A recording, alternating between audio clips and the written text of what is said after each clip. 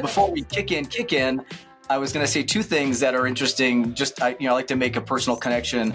And one of my coworkers is kind of married to. She's getting remarried. They met during the pandemic, but married to a gentleman who's from South Africa. They're officially kind of redoing it for the folks out there. So yeah, the South Africans, we feel left behind if everyone gets married abroad and then don't come home to come and do it. Yeah. And the second fun thing is we've both been on TED Talks.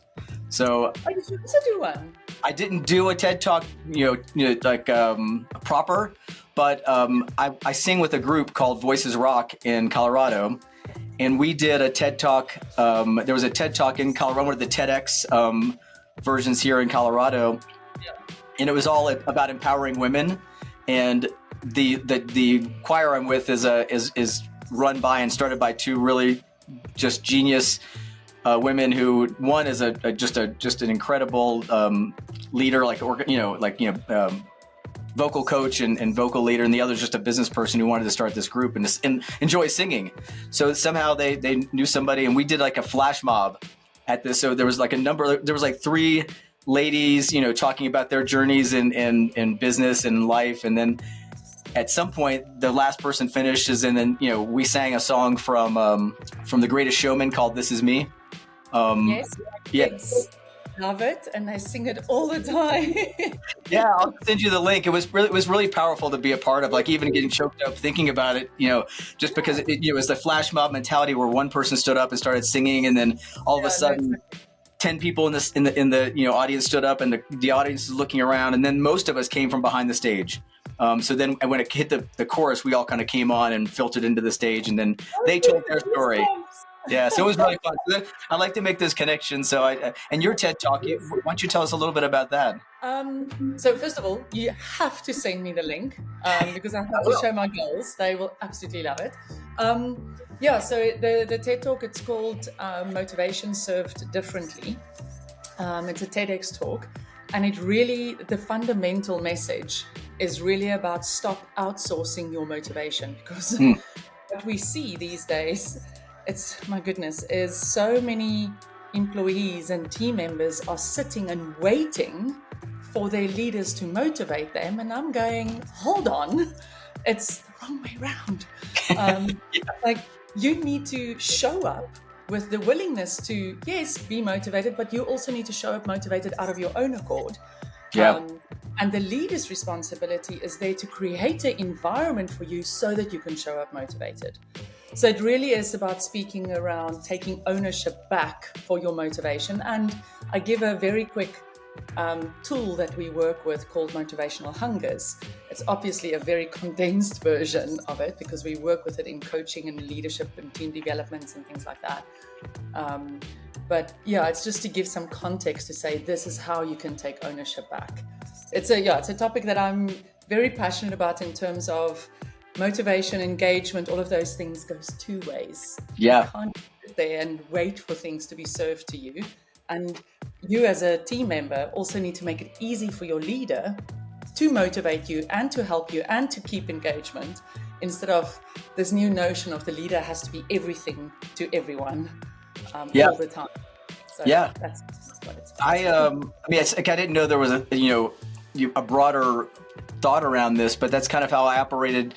Like if I look back across my career, I always kind of took it upon myself to motivate. Like it's not that I was against having a mentor, but I just always, felt like it's my responsibility, like you said, to take opportunities to do this, and like you said, motivate myself in any situation, whether or not I was sweeping a floor or, programming a system. It's like I'm the one motivating to get success in this moment. So I love that as a broader topic and ideology. And it doesn't mean that you can't ask for support or you can't take on a mentorship journey or Exactly. anything like that. You need to show up first. Right. And also a good leader is there too. They're creating space for that, but they got your eyes. So if you see somebody that's really motivated, you can tap into that and get them moving forward. Like you said, just kind of recognize that and propel them on forward through their career, because you recognize, but they got to be out there. It's harder. Like you said, if you're the leader and you're like, I got to scratch and dig your motivation out. It's tough. It's very hard. And also what happens is, we all are motivated differently in terms of extrinsic and intrinsic motivators and all of those things. And we all have kind of our default motivation style that we have. So if I am sitting there and waiting on you, Bobby, as my leader the whole time to motivate you, you're going to motivate me from what you enjoy and what your default is. And you can do naked star jumps. That's not really going to motivate me because, we say that in South Africa, like it's not going to happen. And that's not going to motivate me because you're doing it from what you enjoy instead of what really speaks to me. Yeah. So that it was a really fun topic for me. It's a topic that I'm very passionate about. So yeah, it was cool.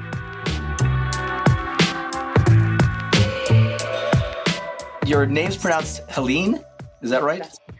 Okay, good. Awesome. And fun fact, which is the weirdest thing in the world, only Americans are able to pronounce it correctly the first time. That's funny. I think you might learn at school, you might learn how to pronounce the E with that accent on it. Yeah, the little accent mark, yeah. Where back home, it's forgotten somehow. So it's really nice and refreshing to not have to correct people. We'll take just a slight second to let you introduce yourself. I'm a founder of Credo Growth. We are experts in leadership, people, and culture development. So we kind of call it growth experts. And yeah, it really is about tapping into the ability of people regarding their leadership skills, personal development skills, all to ensure that they can have high functioning teams and cultures. And also, of course, be a high functioning individual. And we do that in many different ways in terms of workshops and personality profiling, coaching sessions. And yeah, it's just a really cool space to be in to help our clients globally, especially in the States and in South Africa. That's kind of our two main markets. And yeah, just personally, my background is in industrial psychology. I've been doing this for about, I think, over 15 years now. And yeah, just loving it.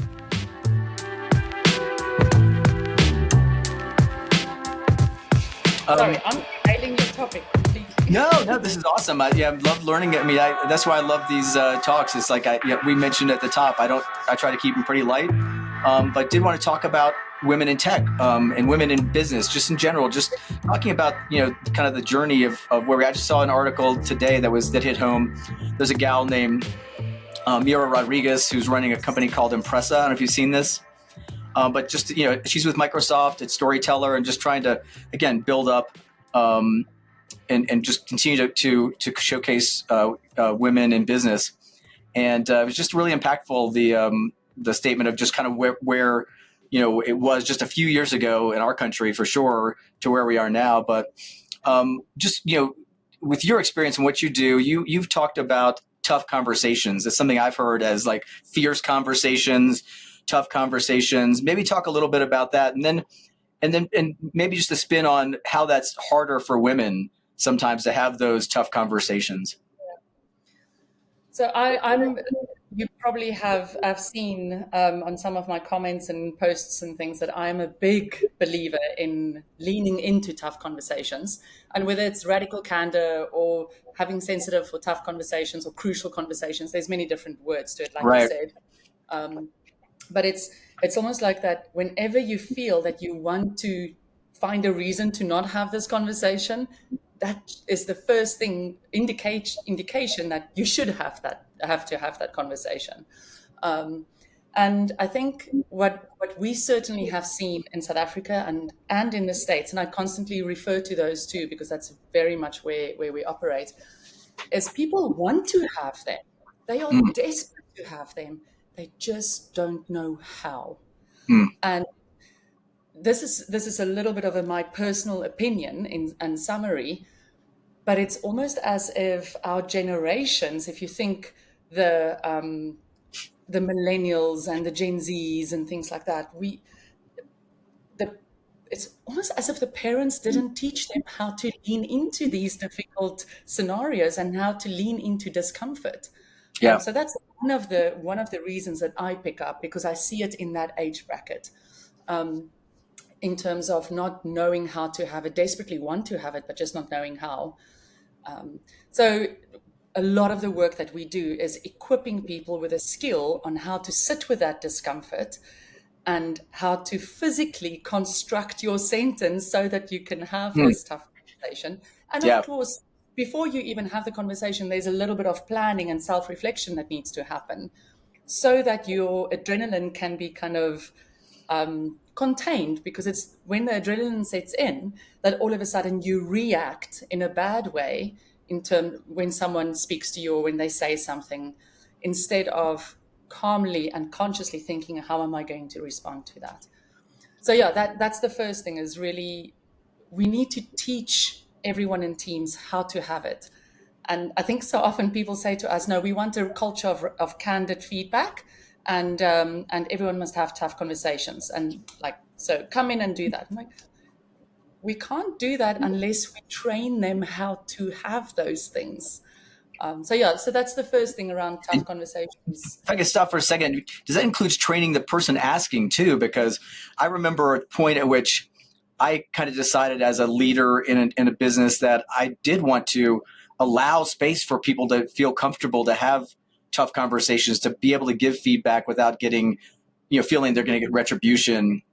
But then when it happens, being ready for that as a person asking, it's like, hey, give me feedback on this. And then when somebody gives you feedback and then you get, like you said, you get hurt, your adrenaline gets up, that you have to put your own self in that space if you're asking for that. Yeah, 100%. Every single person needs to buy into that mentality and that idea of this is a good thing. And because someone is giving you feedback, it doesn't mean that they're coming from ill intent. It means that they want the best for you, they want the best for the team that you are in, and they want the best for the business. But that, to your point, that requires, from whether it's the president of the business or the CEO, the leader, the founder, whoever is sitting at the top, that they also adopt this new culture and mindset and way of speaking. And it's interesting, hey, I mean, we've been working with an organization now in Cincinnati, a manufacturing business, and they've got a lot of tech stuff inside of that too, which is pretty rad. And they must started 18 months ago when they were 450 employees. They probably now 550 and will soon be 600. This is a bigger type organization that we work with. We normally work with founder-led organizations. But this one, it took the president of the organization was so passionate about this that he is driving it even when we are not there. Then he will send me an email and it's like, how does this sound? I'm like, that's perfect. That's amazing. I see, that's when it really works. It's insane. And then when I hear he has had feedback sessions with his direct reports, and then I do a very quick training so that those people can have it with their direct reports. Of course, we've trained the whole organization, but now they are physically driving it layer by layer by layer, and it is beautiful to see. I love it. So, So you can see I'm quite passionate about it, but we need to upskill people on how to have it, because people are scared.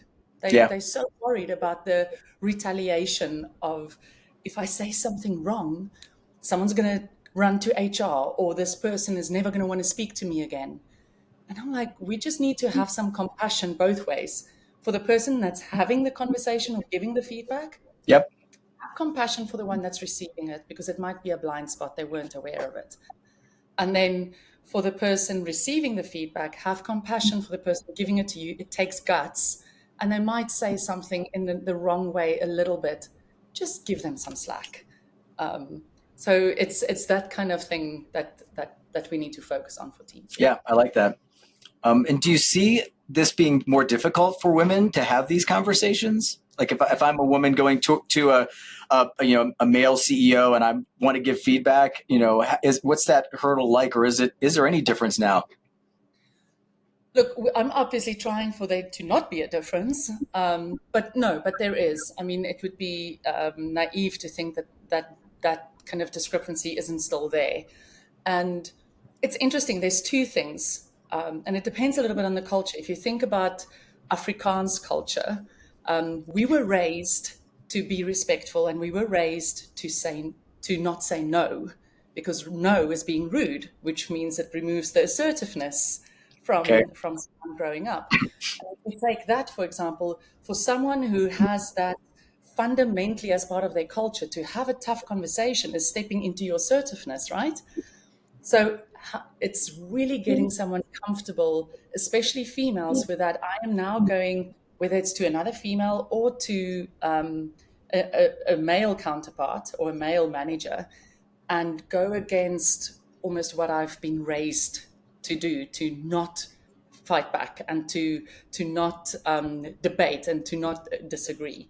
Right. So there is a lot of that. And I think what happens sometimes, certainly it happened with me, I have quite a strong personality that comes through sometimes. I've been told, and I'm aware, is that when you are pushed a little bit into your into an uncomfortable zone, you tend to become a little bit more aggressive. And it's almost like what we've seen is people forgive males more when they say the wrong thing by accident versus when it's a female. I've had comments in my previous business where I'm too dominating and I'm loud and therefore I'm not a good leader. But another male in the business was exactly the same, yet they were a great leader. This is now many, many years ago. But so it's hard for women. And because we need to unlearn certain things, depending on culture, of course, but we need to unlearn something from that we grew up with. Yeah. And of course, there is unfortunately still some of the biases against women around they're not good leaders, or they should be more nurturing, or they should be soft. So we fight with all of that. But Yeah. on the opposite side, I have seen so many females stand up, and so many males inviting females to step into that space and really support them. It's almost like men as allies kind of thing. So I see the negative, but I also see the progress that we're making, which is flipping phenomenal. I mean, I won't be where I am without male support. Not because I'm weak or anything. It's just they were just flipping fantastic. Yeah. So it's a bit of a pro and con scenario. You said there's no. You can be soft and nurturing and still be a leader. That's the weird thing. We can kind of you can be have back to your point of being measured in the way you're doing this. You come in and understand how to have these conversations. It doesn't matter if you're a male or a female, and these different maybe it's good that we have more nurturing in this. I work for the company I work for, Doug, is run by two gals that have been in the business for a long time, and it's refreshing to have just a different again, growing up, I've been in business since the 80s and doing going through different companies and just having this different type of leadership. It's great. And also, if one can, whether you're male or female partners and things like that, if you can start tapping into the other one's strengths where you have a weakness, it's just so powerful. I remember one of my previous business partners, we used to say to each other, like, you be you so that I don't need to be you, because then I can be me. And same, like, Heléne, you need to be you so that I can be me. And we were polar opposites, but it worked because I realized, goodness, I don't have that nurturing element that she has. And she realized that she doesn't have the assertiveness side that I have. So it was really a powerful combo if you can step into that. Yeah, that's really, it's empowering when you find that relationship too, whether it's female, male, whatever it is, two people coming together or three or whatever that make a perfect combination of running a business where you open up and rely on each other's strengths and weaknesses and fill them in and just keep moving forward with those conversations to get better and better. And it's interesting. It doesn't come without its challenges, right? Yeah. You really have to put your ego aside, and you have to completely believe that everyone comes from good intent.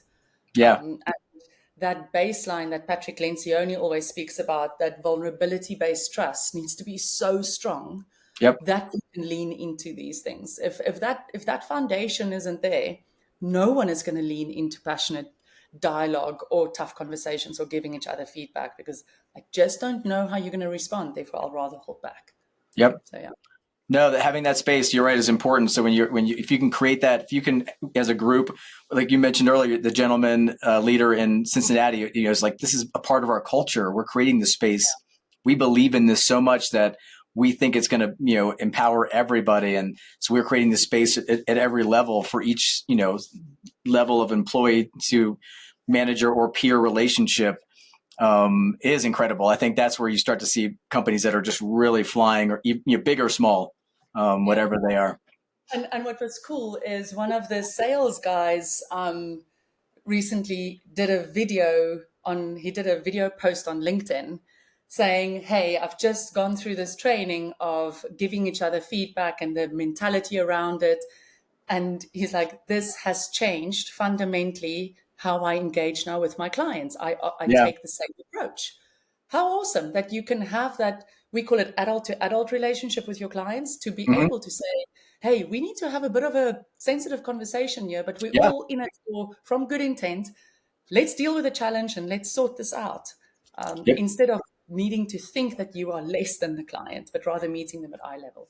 So This is fascinating. Yeah, it's important. Like we do, in Dynamics, we do big, $1 million, 18, 24-month implementations that, are up and down, and there's hurdles. And if you don't, do exactly what you just said, you can get off track pretty quickly. If you don't have a relationship with your client that allows you to do the same, like, hey, we've hit a road bump and we need to have a conversation that's maybe not the most comfortable, but we're going to do it in a respectful space where we can hash out the best possible way forward past this whatever thing it is.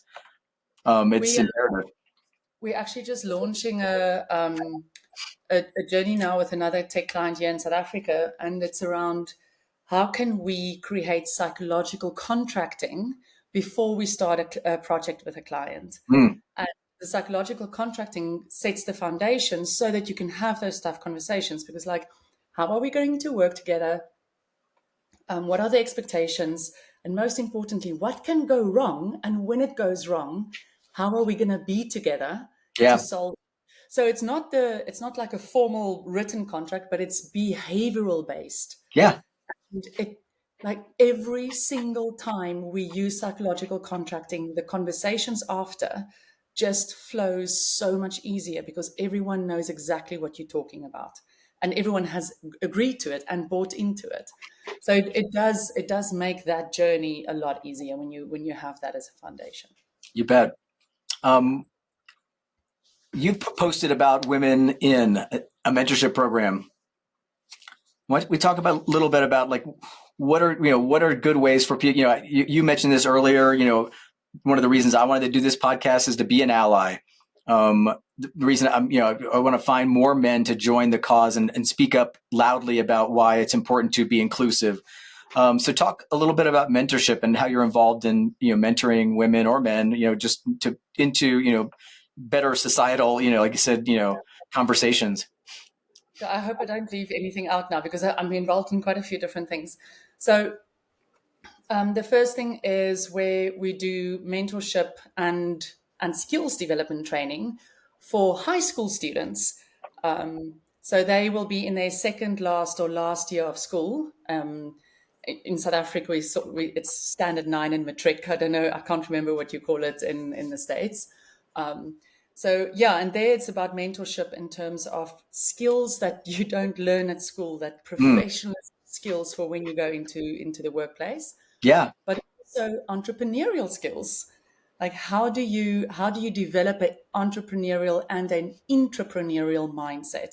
So that's the one leg of student mentorship, if you may.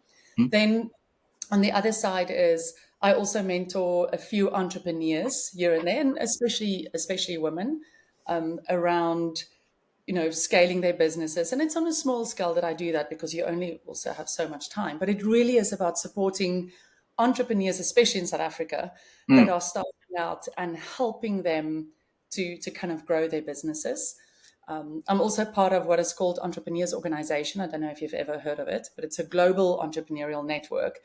And inside of that, they have a accelerator program And inside of that, we often do workshops. Yes, it's not one-on-one mentoring, but it really is skills transfer in terms of especially the people aspect. How Okay. do you look at people, how, and some personal development processes. So there's so many different areas that I'm involved in. And then very often when there's a women in conference in Cape Town, so there's women in tech, women in manufacturing, women in automotive, then it is about supporting those conferences by going, giving a talk or being on a panel, making myself available for one-on-one conversations. We have limited time, but the time that I have, I really enjoy helping people grow because Yeah. I've learned so much from mentors. Like, I cannot tell you. I have so many mentors. I have mentors for many different things. Right. That's a good point. I mean, it's not just, I've been mentoring as well. And it's, typically you encourage people to find these micro mentors that help you with very certain, pathways that you might need. Yeah, no, absolutely. And so I had a mentor for a while who's now a very dear friend of mine.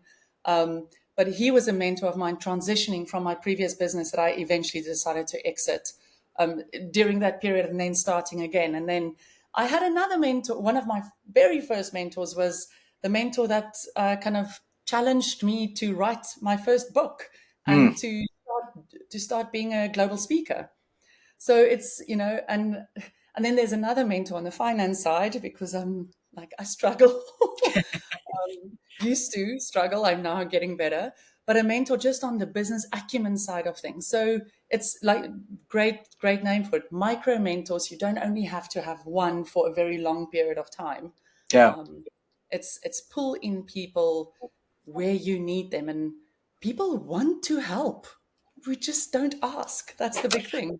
I think that back to your point of like getting to that comfort level of being able to even ask, approaching somebody like, wow, how could I ever approach Heléne? She's so, successful. How do we even go about this? That kind of talking a person through to be able to have, even though it's not really a tough conversation, it is in the sense that you don't want to have it. And so yeah. Yeah, and it's a conversation that for most people it's uncomfortable It's because uncomfortable. Yeah. I'm asking you to invest time in me. Yeah. Um, people shy away from that.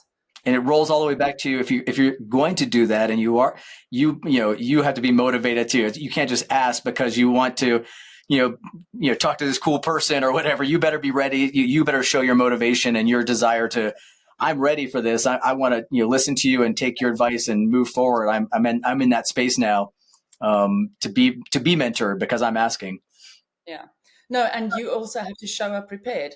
You need to inform them. It's up to you to schedule those sessions. It's up to you to let the mentor know this is what I want to talk about today Yeah. or tomorrow. The mentor should not be the one carrying all that administrative tasks. Again, you need to show up. Yeah. But yeah, it's a good point. yeah, it's a great topic. Yeah.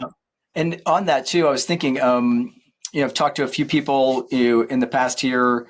One gal here, Marie Weiss, is in Canada, really big, and she's had a podcast on women in tech. And she's like, I think you kind of alluded to this early on too. Trying to change the narrative of what that means. What is a woman in tech? You have to change. You grew up, this very idea of what it means to be a person. I have to say, yes, I can't turn down, whatever all these things you learn. And through culture, through media, what does it mean to be a person in tech? And she's like, it's gotten stagnant, the number of females getting into the tech world. And so just any thoughts on like, how do we keep changing that narrative of what it means to be in tech? Because, you might consider yourself in tech, you're working with tech businesses, you're helping to build, what that means is so different than maybe just somebody who's a heads down, coder or, a tech billionaire or something. Yeah. No, look, I have the luxury of working in different industries, and tech is just one of the very strong industries that I operate in. So I have a lot of experience in it, and I see the different personalities that show up in tech and kind of the challenges that the tech industry has when it comes to people and leadership and culture and all of those things. But it's interesting because I think Maybe not so much these days, with a big focus on STEM development already in primary school phase, Hmm. but it's there. There's certainly talk around coders and things being a male dominant, or it's a male's job, or it's a man's thing. And it's really not. Some of these females that are coding are insane. So if you as a, I'm going to go back to the parenting, but if you as a parent still carry the bias from the old school days, you might not even think it, but you are translating that to the kids. Yeah. So it's almost like there needs to be a generational shift as well. And give you an example. My mum's a phenomenal lady, but I said to her that we operate in tech and we operate in manufacturing. And she's like, what can they learn from you? You don't know anything about that. And it's like, and I'm sure I'm not the only one getting those Yeah. messages. So if it's, I have a friend who started a coding business where it's really also taking people from previously disadvantaged areas in order to teach them how to code, and how some of the females in there are struggling with their family to almost justify why they Yeah. are in the industry.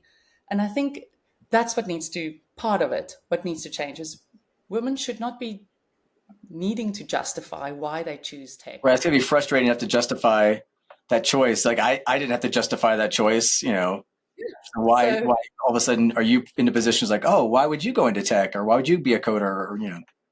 yeah, so I think that that's a big deal. And I mean, again, with STEM development, it's amazing, but I'm just a little bit concerned about the leadership in STEM. Hmm. That's still male dominant. And don't get me Right. wrong, don't put a female in just because you want to tick a box. She also obviously needs to have the credentials and the skills and all of those Yeah. things. I think that's obviously a big topic here right now, and not to get deeply political, but I fully agree with that. I don't think good DEI policy is meant to just put people in place that aren't qualified. It's meant to open up the avenue so you can see all the qualified people and make a Exactly. choice off of that. So it's not just one small subset of people that have been getting the opportunities for decades and centuries. That now is like, hey, we've got a lot of people who have been encouraged and are now in STEM, they're in tech, and we just need to broaden the door so that all these people can walk through and you can see everyone and then make a choice. Yeah.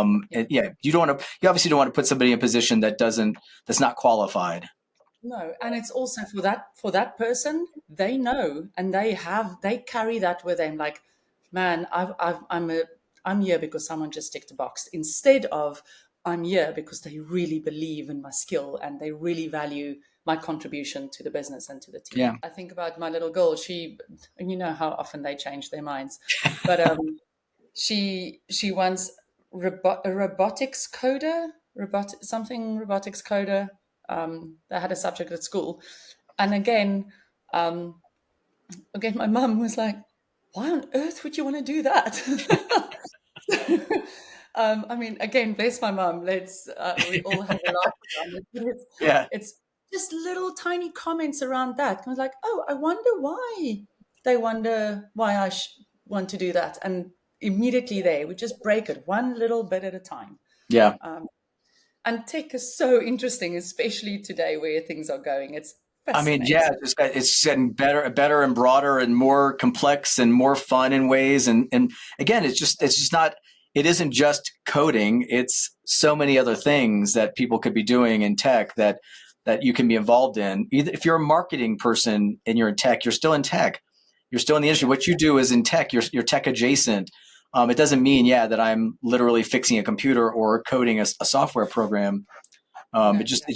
It's a vocation that has a lot of opportunity and a lot of potential that you shouldn't ignore. And again, ultimately, we'd love to see more diverse voice in. That's the bigger thing. Is like as a hiring person, when I was hiring, as a person doing podcasts, I just want to see diversity and diverse voices. And No, absolutely. It's a diverse opinion, a diverse experience that comes to the table. There's just so much to learn from one another, and yeah. I hope everyone can embrace it. I also thought it was interesting. You mentioned, and also I thought of something too. I got like 10 things going. You mentioned earlier, you said you grew up, you had your partner was more nurturing, you were more outspoken and forceful. You mentioned you grew up with two brothers. And so were you the youngest? And does that also play into it? Like, hey, just had to defend myself, and just kind Yes, of, if I right. didn't You speak really up, I have done wasn't your going to eat homework. and get a toy or whatever in life that. Yeah, so I grew up with two brothers and a sister. And with these two brothers, they had friends basically living in our house. So, and my sister moved abroad when I was very young. So I grew up with four older guys in my house, and they were all 12 and 10 years older than me. Okay. So, and it's again Afrikaans family. I don't know how many of your listeners know much about the Afrikaans culture, but it's a don't be weak, toughen up cupcake Okay. kind of. Yeah. So I had to learn how to not sweat the small stuff, and I learned it in a hard way. But so if I would be a little bit too sensitive or anything like that, I would get flack for it. Hmm. Don't get me wrong, I love them, and I wouldn't be the person who I am today if it wasn't for them. But and together with that, my parents were traveling a lot. My dad did a long story, but he was a researcher as well, over and above being a minister. So he traveled all over the world, and so yeah, I was often in their company. So yeah, it was that defending for self and learning how to stand up for yourself, which I'm extremely grateful for. Yeah. But because of that, it is you have a voice. And yeah, it was interesting. So it was their message combined with my dad's nurturing, be respectful, always do everything that is good for other people. So I had lots of conflict when I was about 28, 29, Hmm. in terms of the strong, assertive person wanting to come out and the nurturing, adaptive child saying, remembering my dad's conversation. So there was a lot of friction, and it took me a while to But it get through creates, it. I think, maybe the perfect blend of how to get to this point of being able to speak up, but do it in a constructive way. And I'm quite curious. How did you grow up? How was your? Did you have siblings and the American way of growing up? I What do. was I'm that the like? oldest, so I grew up kind of the caregiver. I'm at, like your situation. My brother is so I've got a sister who's about 5 years younger, and a brother who's about 12 years younger. So pretty big spacing between siblings. And so I'm the oldest, and so yeah, at some point I became more of a caregiver to my brother for sure. Just because that just seemed natural, because by the time he was hitting his, late, early, teens, whatever, I was 20, 22 and still single and still around. And so, yeah, and still feel that way, to be honest. I mean, I still feel like I try, because they're grown up. So I try not to be imposing. Like when I get there, we do things my way. I try to be open to letting them, but also it feels like I do take on that persona of the leader of the group. Do you know what you just made me think of? I read the book. If your listeners haven't read it yet, it's by The Anxious Generation by Jonathan Holt. Oh, I'll don't look know it up how and to make say sure I add it to our it's description. called the Anxious Generation. He also was the author of the Mollycoddling of American Mind or something like that. Sounds right. Um, and in that book, and it made so much sense because I grew up the same way as you did. Free reign. No one knows where you are. You'll arrive when you arrive. Yeah. And in there, he stated the importance of kids being parental free for for lots of times during Yeah. a week or during a day, and it is so that they can have risk play, so that they can figure out how it feels to be uncomfortable Yeah. and how it feels to have a moment of risk to go, this is awkward. What do I do? How do I deal with this? But unfortunately, these days, kids have eyes on them 24/7, the Yeah. whole. And it's not a question of when they fall. You look at them, and for some parents, like I do, just I'm lazy, but you look at them and go, okay, let's see how he handles the fall. What majority of mums and dads do is they get up, they run, and Hmm. they They say, "Are you okay?" and all of those things, instead of allowing this guy or this toddler to work it out for themselves. Yeah. And going back to what I said in the beginning, is people don't know how to lean into the discomfort. That is a part of it. It's a huge discomfort. Oh, as a parent to not want to comfort your child.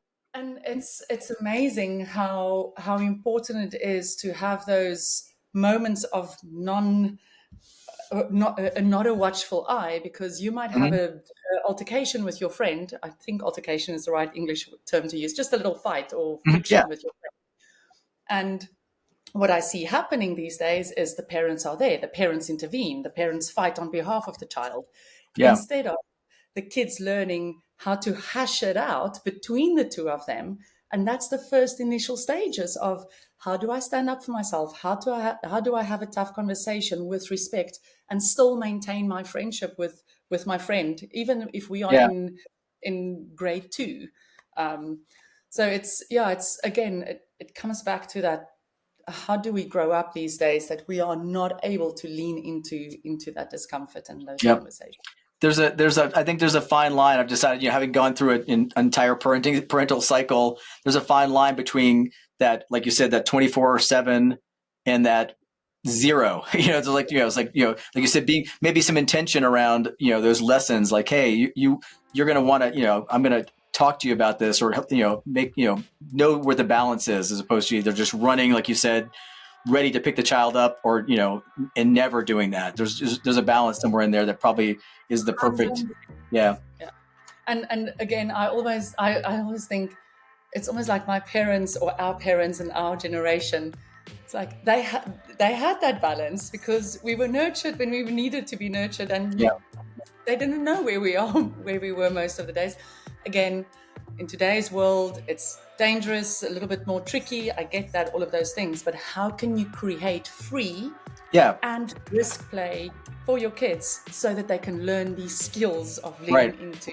Like you said, it's like a whole generation of parents just ran all the way to this side, as opposed to like, it was like a guttural like flight, fight or flight reaction of like, oh, like I said, we've got some new dangers. Now I got to run way over here, instead of kind of settling in and finding that balance, which is important for sure. And I'm sure I'm going to be that over nurturing person when I take my girls to the States now for 4 months. I'm sure I'm going to be like, "Where are you? What are you doing?" Like, That's true. Well, hopefully they'll settle in, and it seems like a great experience. I didn't get to travel. Like I would have, looking back, like I wish I'd traveled more as a younger person, when I had, maybe a little more opportunity to be able to just do this free roam.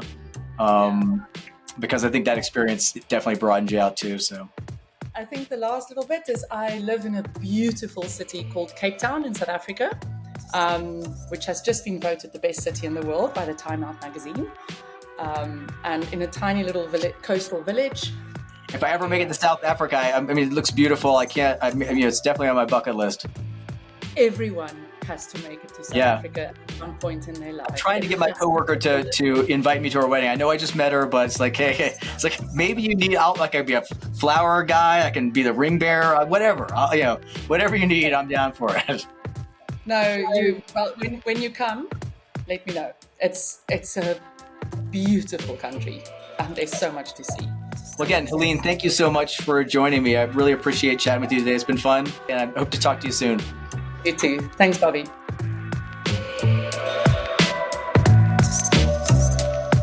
Yeah, and I'm a mum of nine-year-old twin girls. Okay, that's gotta be fun. I've got 2 daughters as well, not twins, so I had a little spacing. But it's the 2 daughters that is the nerve-wracking thing, right? I don't know if I can swear, but I'm scared shitless. Growing up, I'm like, I wish I could tell you shouldn't be, but you probably should have a little bit of that edge, just to keep you honest. Yeah. I'm a minister's daughter. Like both my mum and my dad and all my grandparents were ministers. And you know what they say about ministers' kids, right?